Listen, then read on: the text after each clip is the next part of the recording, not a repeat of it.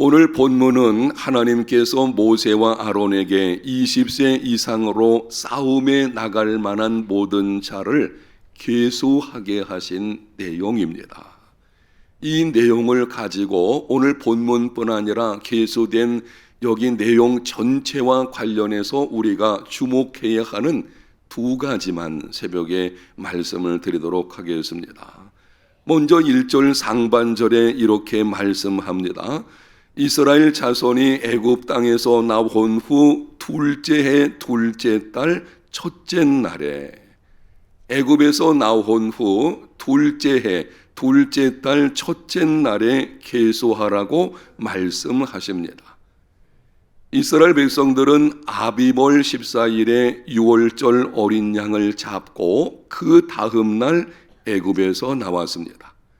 그리고 애굽에서 나온 그 달이 히브리인들에게는 해의 첫 달이 되었습니다. 그러므로 둘째 해 둘째 달 첫째 날은 애굽에서 나온 후 만 1년 보름이 지난 후 첫날입니다. 우리가 쓰는 연대기로 말씀을 드린다면 BC 1446년 1월 15일 애굽 고센 지역에서 출발을 하였고 BC 1445년 2월 1일 20세 이상으로 싸움에 나갈 만한 모든 남자를 계수했습니다. 출애굽한 지 만 1년 보름이 지난 후에 군대를 조직하라고 하나님께서 명령을 하십니다.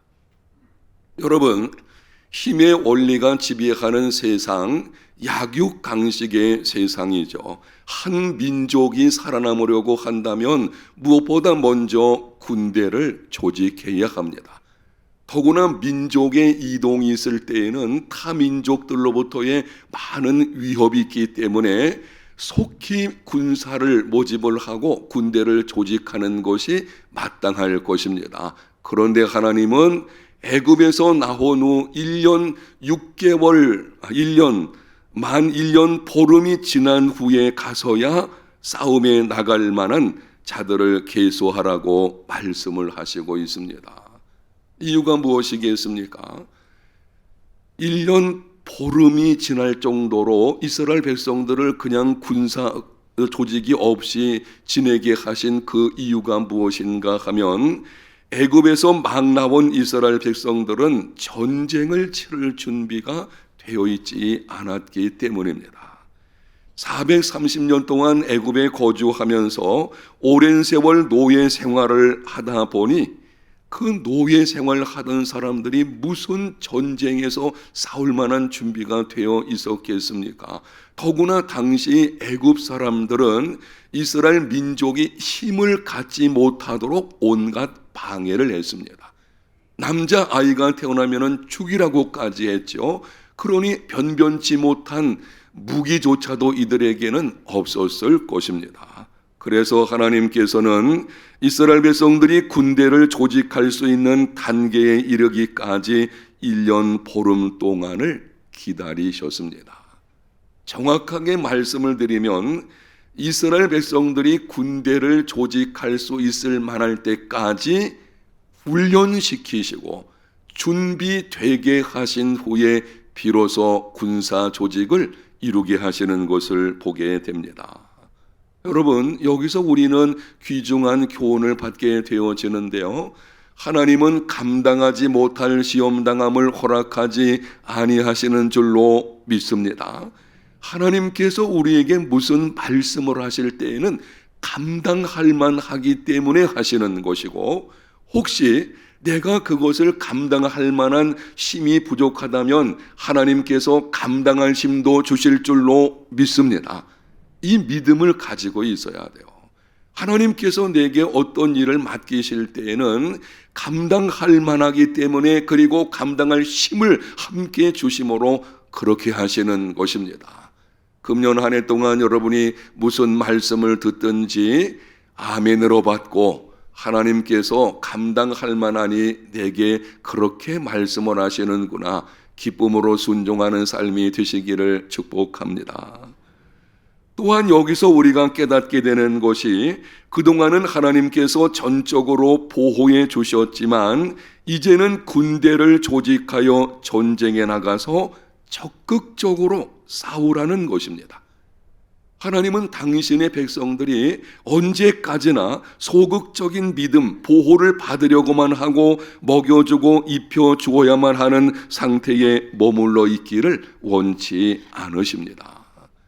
처음에는 하나님께서 다 보호해 주시지만 어느 정도 기간이 지나게 되면 그 기간은 하나님의 훈련 기간입니다.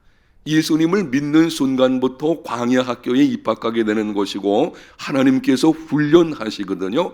그 훈련을 시키신 후에는 이렇게 말씀을 하시죠. 이제는 일어나서 하나님을 신뢰함으로 담대하게 나가는 믿음의 삶이 되어야 한다.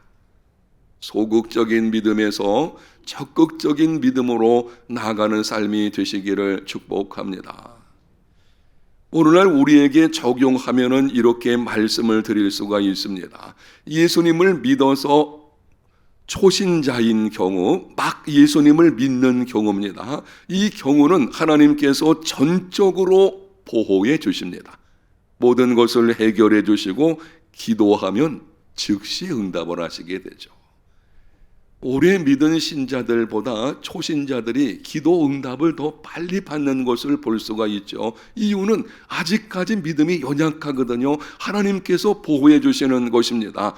그러다가 한 2년이나 3년쯤 지나게 되면 시험을 당하게 하시고 피할 길을 주심으로 감당을 하게 하십니다. 그러다가 한 4년이나 5년쯤 지나게 되면 하나님께서는 이렇게 말씀을 하십니다. 이제는 믿음으로 스스로 서서 시험을 이기라. 이 정도 되면은요, 기도 응답을 잘 안 해주시는 것처럼 보일 때가 있죠. 오랫동안 기도해도 하나님이 잠잠하시는 것처럼 보입니다. 우리에게 요구하시는 것입니다. 언제까지나 어린아이 같이 받아먹기만 하고 보호해 주기만 기다리지 말고 이제는 너희들이 믿음으로 서서 도전하는 삶이 되라고 하시는 것입니다. 사랑하는 성도 여러분, 소극적인 믿음에서 적극적인 믿음으로 나아가는 삶, 세상에 물들지 않는 정도의 믿음이 아니라 세상 속에서 세상을 변화시켜 나가는 하나님의 사람들이 되시기를 축복합니다. 저는 이랬으면 좋겠어요. 우리 해운대 제일교회 모든 성도들이 세상에서 내 믿음 하나 지키는 것, 그것도 힘들어하는 경우들이 있어요. 아니, 예수님 믿은 지 한 10년쯤 지났는데도요, 직장 생활하든지 어떤 장소에서 그냥 내 믿음 하나 지키는 것, 그것 가지고 만족하는 이런 삶이 될 것이 아니라 이제는 있는 그곳에서 복음으로 세상을 변화시키는, 가정을 변화시키고 직장을 변화시키고 사업장을 변화시키는 이런 믿음의 사람들, 오늘 함께하는 여러분들이 다 되시기를 축복합니다. 본문 2절과 3절을 보겠습니다. 너희는 이스라엘 자손의 모든 회중 각 남자의 수를 그들의 종족과 조상의 가문을 따라 그 명수대로 계수할지니 이스라엘 중 20세 이상으로 싸움에 나갈 만한 모든 자를 너와 아론은 그 진영별로 계수하라. 종족과 가문을 따라서 20세 이상으로 싸움에 나갈 만한 모든 남자를 계수하라고 하셨습니다. 모세가 순종해서 계수를 했습니다. 그리고 20절부터 각 지파대로 계수한 결과를 기록을 합니다. 계수했더니 그 결과가 어떻게 되었는지, 몇 명이나 되는지 결과들을 기록하는데요. 그 결과를 보게 되면 주목해야 하는 세 가지 특징이 있는데요. 첫 번째는 유다 지파에서 계수된 자가 가장 많았습니다. 27절을 보면 그렇습니다. 다른 지파들의 경우는 7만 명 이상이 넘어가질 않았어요. 그런데 유다 지파만 74,600명이 계수되었습니다. 당시는 오늘날과 같이 무기가 발달한 때가 아니었기 때문에 인구수가 힘을 상징한 것입니다. 많은 인구를 가지고 있다, 싸움에 나갈 만한 많은 수를 가지고 있다, 이게 그 지파의 힘이거든요. 유다 지파는 어느 지파들보다도 강해졌다는 것이죠. 두 번째는 요셉 대신에 두 아들 에브라임과 므낫세 지파가 계수가 되었습니다. 33절과 35절을 보면은 그렇습니다. 야곱의 아들들이 각 지파를 이루어서 계수가 되었는데, 요셉의 경우에는 두 아들이 각각 지파를 이루고 계수가 된 것입니다. 요셉은 다른 형제들보다 2배의 복을 받았다는 것이죠. 이거는 장자의 축복을 받았다는 뜻입니다. 세 번째는 레위 지파는 계수되지를 않았습니다. 47절입니다. 레위 지파에 속한 사람들은 계수되지 않고 성막을 세우고 거두고 운반하고 섬기는 특별한 임무를 부여를 받았습니다. 계수되지 못하고 땅을 기업으로 받지 못했지만 이들은 성막에서 봉사하는 하나님을 가까이 하는 복을 받은 사람들이었습니다.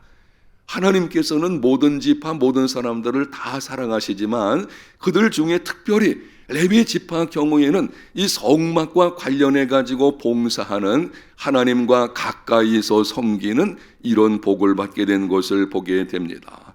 강대함, 유다 지파죠. 넘침, 요셉 두 아들로 인한 지파들이죠. 하나님을 가까이 함, 이것이 하나님이 주시는 축복입니다. 오늘 함께 하시는 여러분들에게도 하나님께서 이러한 복을 주시기를 축원합니다. 유다 지파와 같이 시간이 흐를수록 강대해지고, 요셉 지파와 같이, 요셉 지파, 사실은 요셉의 두 아들의 지파죠. 요셉과 같이 넘치는 복을 받고, 레위 지파와 같이 하나님을 가까이 하는 복을 받으시기를 소원합니다. 여기서 한 가지 질문하게 되는데요. 유다와 요셉과 레위가 도대체 어떻게 행하였기에 하나님께서 이러한 복을 주실 것인가? 모든 것은 전적인 하나님의 은혜입니다. 그럼에도 살펴보게 되면은 이 세 사람의 경우에 특징이 있는 것을 볼 수가 있게 되는데요.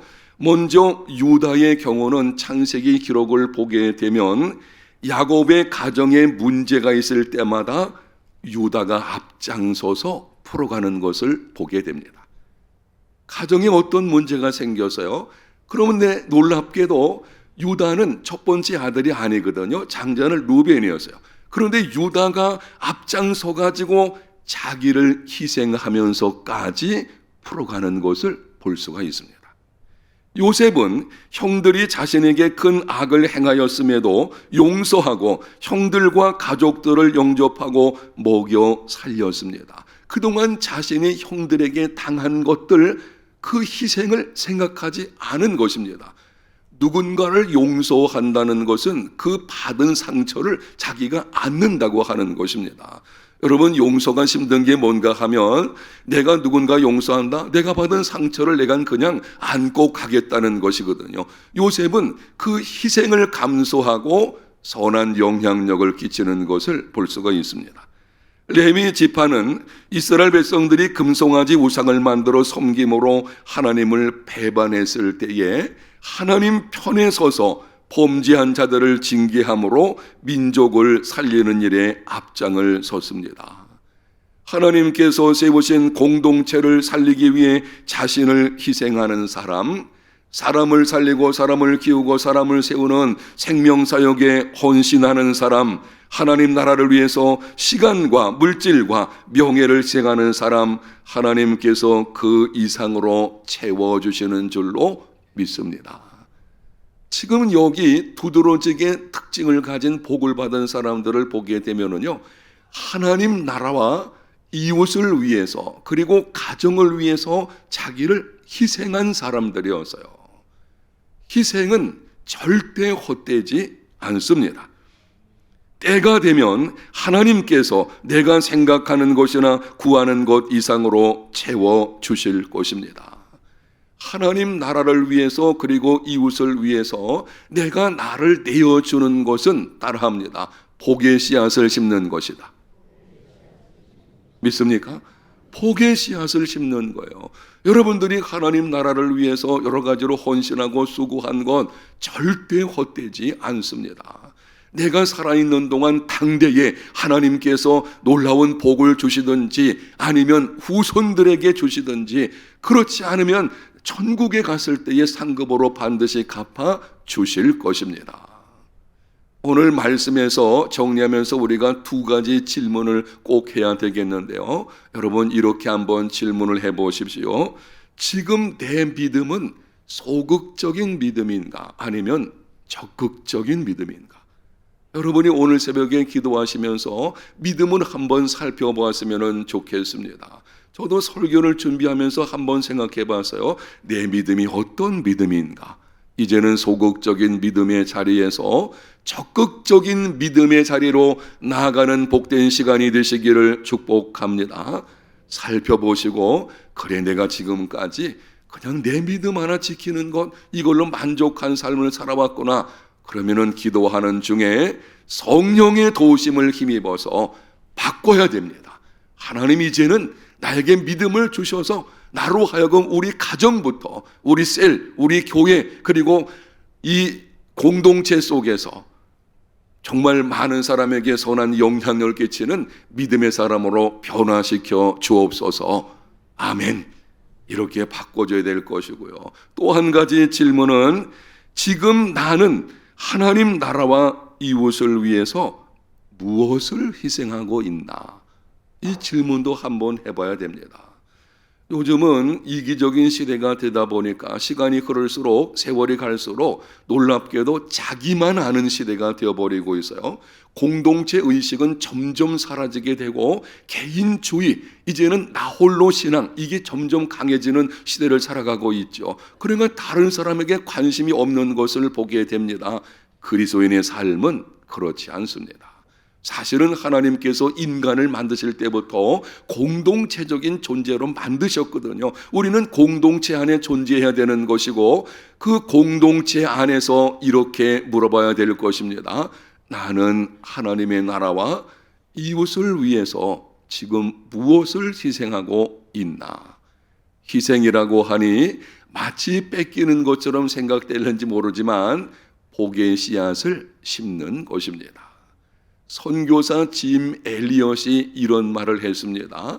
영원한 것을 위해서 영원하지 않은 것을 버리는 자는 결코 어리석은 자가 아니다. 영원한 것을 위해서 영원하지 않은 것을 내어버리는 것은 절대 손해보는 것이 아닙니다. 하나님 살아계시고 아시고 여러분의 모든 희생과 수고 다 기억해서 놀라운 복으로 채워주실 줄로 믿습니다. 정말 이 질문에 하나님 내가 이제부터는 이렇게 한번 하나님을 위해서 그리고 이웃을 위해서 살아보겠습니다. 결단하는 시간이 되었으면 좋겠습니다. 그래서 우리의 남은 삶에서는 복의 씨앗을 심는 가운데 심어야 거두는 것입니다. 심지 않고 거두려고 하는 것은요, 이게 도둑놈의 심보인데요. 우리 속에는 그런 마음이 없지 않아 있죠. 그런 것이 아니죠. 심어야 되는 것입니다. 심음으로 말미암아 우리의 인생에 하나님께서 일하심을 경험하는 이런 복된 삶이 다 되시기를 예수님 이름으로 축복합니다.